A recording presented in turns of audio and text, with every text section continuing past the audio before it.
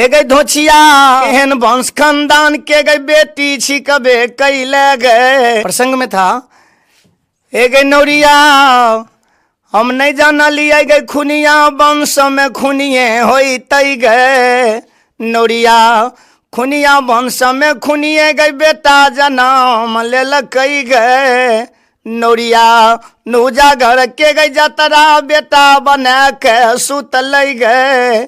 नौरिया आब कौन उपाय हम डिलरी में करबै गए। नौरिया एकटा बेटा ले गई मानव काशी करबट दै छै गए। नौरी जन्मल बेटा गई पोसल हमर मरई ले जाय छै गए। अच्छा, इस जो भी गाय हैं आप, इसमें मतलब क्या कहना चाह रहे हैं? ये कहना चाह रहे हैं कि जैसे हम लोग मीरा साहब के प्रसंग गाते हैं, उसमें दिल्ली का राजा बीबी हजरत मामा मौसी जो था, उसका जो है 7 पुरखा जो है मीरा साहब का नौजागर की लड़ाई में मारा गया। तो फिर मामा मौसी जो है बहुत देवता के पास जो है अपना अरदास लगाया, तो एक बेटा की प्राप्ति हुई। तो वो बेटा जो है था वो भी जो है नौजागर की ही लड़ाई के लिए जो है तैयार हुआ कि हम दादा बाबा का बदला लेंगे, नौजागर जाके लड़ेंगे, दादा बाबा का बदला चुकाएंगे। तो बदला चुकाने की पर्पस से जो है वो फिर भी लड़ाई के लिए तैयार हो गए। तो मामा मौसी उसको बार बार रोक रहे थे कि तुम नौजागर नहीं जाओ, चूँकि नौजागर में तुम्हारा 7 पुरखा का मृत्यु हुआ है, जिसका अभी तक मिट्टी पालन नहीं हुआ है, कब्र नहीं खुनाया है, कफन नहीं सिलाया है, 10वां 20वां चहारम नहीं हुआ है, 40वां शोक श्राद्ध नहीं हुआ है। जो मुस्लिम धर्म का कर्म होता है आपके 7 पुरखा का नहीं हुआ है, 7 पुरखा नौजा में अगतिये रह गया है, इसलिए आप उस पंथ पे नहीं जाओ।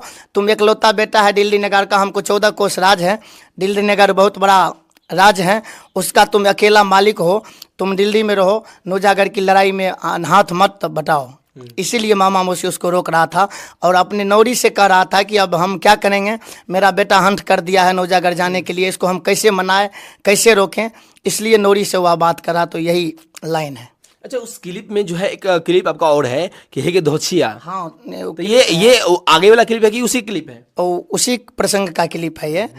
तो ये क्लिप है जब मीरा साहब नौजागर के लिए भाग गए, तब जो है ये क्लिप है कि मामा मौसी अपना पुतोह को लाए थे बेटा को जोगने के लिए।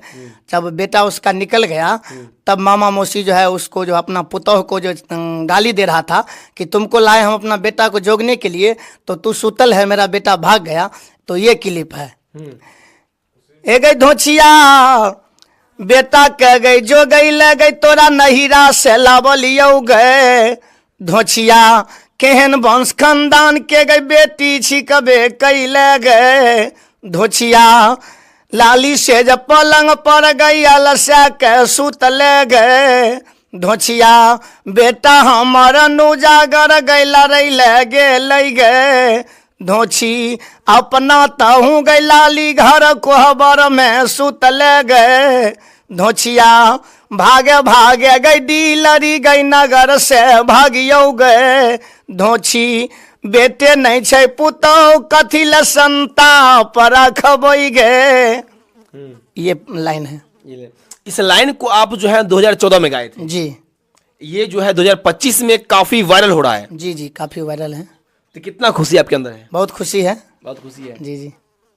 अच्छा, आप जो है भागवत गाते हैं, तो भागवत में कौन कौन सा प्रसंग गाते हैं? भागवत में तो बहुत प्रसंग है, जैसे ज्योति बाबा का है, अंधु बाबा का है, उदय बाबा का है, बेनी बाबा का है, हरिया का प्रसंग है, राजा चंद्रवली का प्रसंग है, धर्मराज का कालिदास का प्रसंग है, मीरा साहब का भी प्रसंग उसी में गाते हैं। बहुत सारे प्रसंग, यानी कि बाबा का प्रसंग है, खेदन बाबा का प्रसंग है, बहुतों सारे प्रसंग है। आपका जो है मीरा बाबा का प्रसंग वायरल हो गया? मीरा बाबा का प्रसंग वायरल हुआ। वायरल हो गया जी। काफी खुशी है। काफी खुशी है। भागवत में जो है बहुत सारे गाथा है, उनमें से आपका फेवरेट गाथा कौन सा है? मेरा तो फेवरेट, हमको लोग मीरा साहब के ही प्रसंग के स्पेशलिस्ट सिंगर के नाम से जानते हैं। मीरा साहब का प्रसंग मेरा ज़्यादा वायरल है शुरू से ही, और अभी भी चल रहा है, इसलिए लोग हमको मीरा साहब का स्पेशलिस्ट गायक भी बोल के अनाउंस करता है। जी।